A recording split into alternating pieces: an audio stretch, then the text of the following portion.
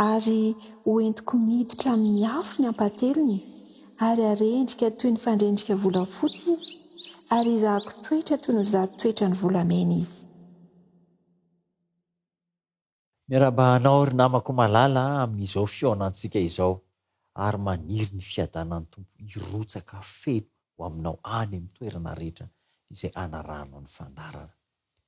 Hery hiatrehina any anio mbo hevitra androany. Hery hiatrehina any anio, fantatsika fa ny tontolo andro izay miseho dia mila hery sy fahavononana ny fiatrehina an'izany. Ao amin'ny Zakaria 3:7. Zakaria 3:7 manao hoe: ary hoentiko miditra amin'ny afo ny ampahatelony, ary arendrika toy ny fandrendrika volafotsy izy, ary izahako toetra toy ny fizahan-toetra ny volamena izy. Iantso ny anarako izy, ary izaho amaly azy. Izaho anao hoe oloko izy, ary izy anao hoe Jehova no Andriamanitra.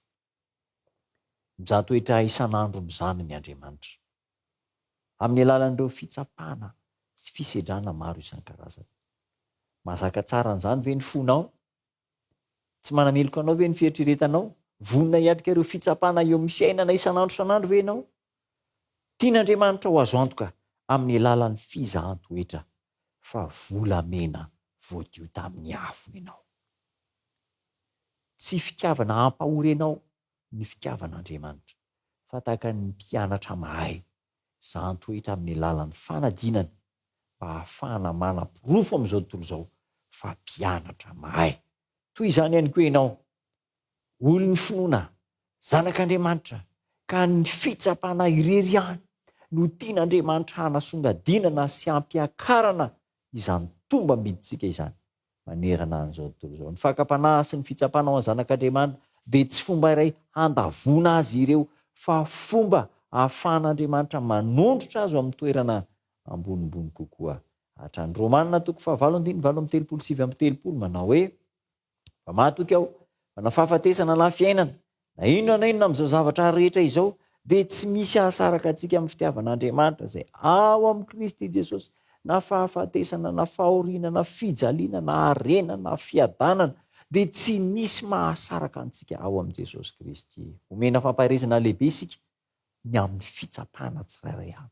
Ireny fitsapana ireny zany dia fampaherezana ao antsika. Tandremo sao dia miketrona, milavo lefina, ary dia mitanondrika manoloana ny fitsapana. Tsia, aza manao an'izany, mitraka, miady, mampandresa antsika Kristy. Tsy efa nalaim-panahy tamin'ny zavatra rehetra tahaka antsika koa ve Kristy kanefa dia izao nandresy izy andeha arozakaintsika amin'ny keri-po sy ny fifaliana ny enta-mavesatra androany, ny enta-mavesatra rampitso mandritra ny fiainana, andahozakaina amin'ny fanantenana, ny fifaliana, amin'ny herim-po, satria ianao mahery isika miaraka amin'i Jesosy. Tsy misy manandratra ny fanahy akoatra ny hoe fanahy izay mandresy manoloana ny fakapanahy, nanoloana ny fisedrana. Mahafaly igny izany, mafy izay natrehany izay, tena sarotra fa izao nijoro tafavoaka ihany. Izany na tafavoaka anao, izany na tafavoaka molay Jesosy Kristy. Salamo 7:7. Misy teny mampahery ihany koa. Andriamanitra mitondra ny feony mampahery antsika, manafitra antsika. Inona ny hery hiatrehina any anio? Ny herin'i Kristy manohana, manatanjaka anao. Hivavaka isika. Tombo tsara ho misaotra anao izay. Mamy dia mamy ny lesona, mamy dia mamy ny hafatra. Impiry isan'andro miatrika fiaikana fakapanahy, kanefa eo ianao manatanjaka, manohana, mampahery ary mampanantena fandresena. Ataovy mahatoky an'izany ny zanakao tsirairay avy izay manaraka an'izao fandakana izao, ka na maivana na mora na sarotra na malemy ny fakapanahy ho hatrehana, ampifaliana, ampitiavana miatrehana an'izy ireny, dia ho azo ny fandresena amin'ny alalanao Jesosy Kristy Tompo. Amen.